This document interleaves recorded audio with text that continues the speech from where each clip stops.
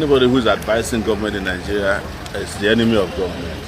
Government of Nigeria don't listen to advice. Otherwise, ChatGPT could have advised them that this case is not going anywhere. Just a prompt on ChatGPT or Grok 4 on Twitter would have advised them that this is not going to go anywhere. No matter how well it is packaged, no matter how well the propaganda is pushed. And look at where we are today in Nigeria. Look at where we are. Nigeria is in the throes of some of its worst security situation. And this is what we are wasting our time doing. You know, we have 35 Christians at the time that we are being accused of persecution of Christians in the bush, attacked by terrorists who were live streamed. You have 25 female students, Muslims, also in the bush with terrorists. You have an army general who has just been murdered by terrorists. You are not focused on that. You are trying Nnamdi Kanu because he carried a microphone to say that he wants Biafra. The only evidence they have in this court is the microphone that they found with him when he was arrested in Lagos. And his underwear, top and bottom. There is no evidence of a gun or an RPG. He was not found with police uniforms. Whereas in Katsina, someone killed an assistant commissioner of police, kept his uniform and wore the uniform to a peace conference, a so-called peace conference. And nothing is done about it. They bring their magazines and their AK-47s and their anti-gun, anti-aircraft guns to meetings. You can't do anything about them, but it's the guy who wears a nice Fendi and a microphone and says, we want justice. 10 years. You can't figure it out. Yes. Thank you very much. Thank you. Yeah. Problems. One of which is the kidnapping, what is known as an extraordinary rendition of Nnamdi Kanu from Kenya. You cannot cure that. You cannot cure the absence of evidence. You cannot cure every other problem you brought upon yourself in this case from day one. And that's what we have told them. And in general, because this is also foundational to Nigeria, Nigeria is in search of unity, they claim. Nigeria is in search of nationhood because it has never become a nation.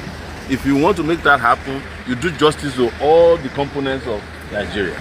You don't discriminate against somebody because his name is somebody you don't like, or because his religion is what you can't stand, and then you expect the country to be united. That is not going to happen. So, in doing this, you know, we're also encouraging them to have the national healing that can bring about national unity, since they love unity very much. But there can never be unity without justice. Thank you very much. Thank you. Finally, if you say a word, maybe a final piece of advice to government, if they will listen to you, what would that be?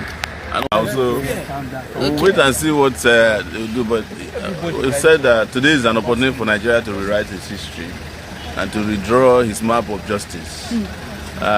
Today is a make or mar day of Nigeria, and I'm not exaggerating. So, but I hope that common sense has prevailed, especially considering the period that we are in view of the failure, the glaring failure of the government.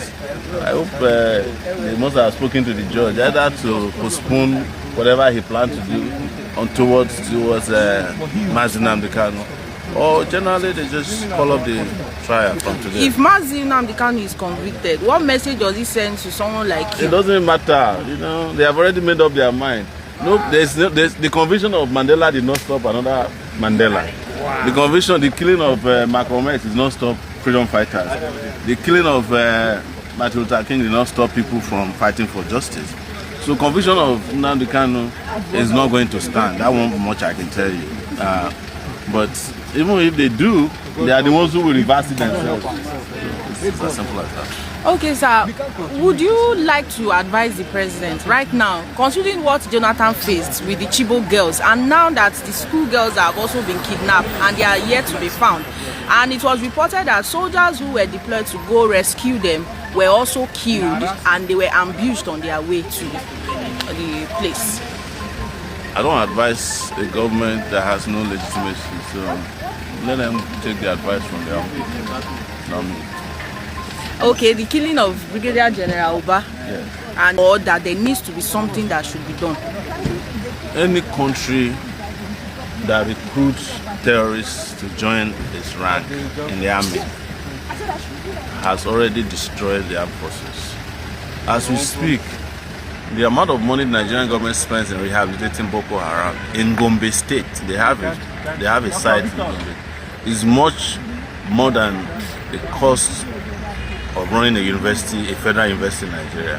And then when they are rehabilitated, so-called, they then recruit them into the military. So these are the people you should ask why they do that. Because they've also made an effort to even claim that the location was revealed by Sowore reporters, which is part of their blame game. You should ask them who revealed the location of Colonel Ali to terrorists, who revealed the location of another brigadier general, or General Deni, who was shouting that the Nigerian military just generally bring people to bring all kinds of people to war front, but they don't actually prepare for war. They don't equip them. So that's a well-known fact. So they are the ones who kill their general.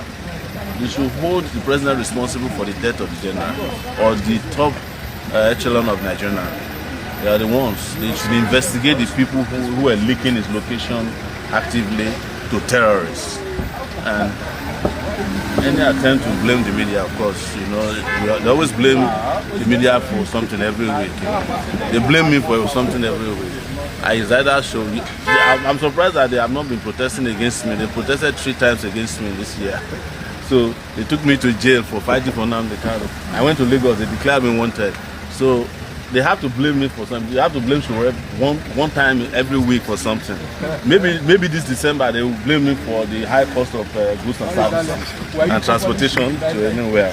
Now, I quickly want you to react to Sheikh Gumi and some of the allegations he made, considering the issues we have at hand, and known fact that his son is even in the military. Is there a disconnect in that? You see, what makes the likes of Sheikh Gumi relevant is because Nigeria has failed as a state. And Sheikh Gumi is just in his own little try and error ways, figuring out, one day at a time, how to keep either his constituency well taken care of, or just, it might also be that he doesn't know any better. Yes. But it's not his fault, it's the fault of government. Not Sheikh Gumi's fault. So that we don't keep blaming the wrong people for what should be the duty of people in government. Thank you, sir. So what of your issue with the Lagos State Police?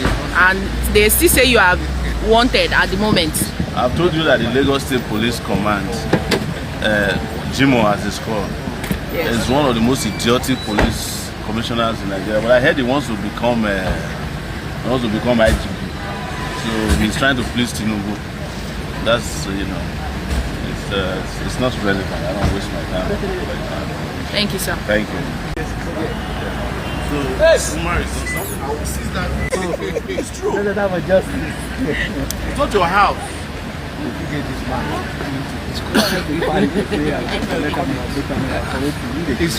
That's rubbish. Let him go and break that camera. So why is he not bringing down the camera? But the guy, what else is he? So I won't know. I have another. Okay, get entrance. And Jockey's entrance will be similar. You guys are enjoying.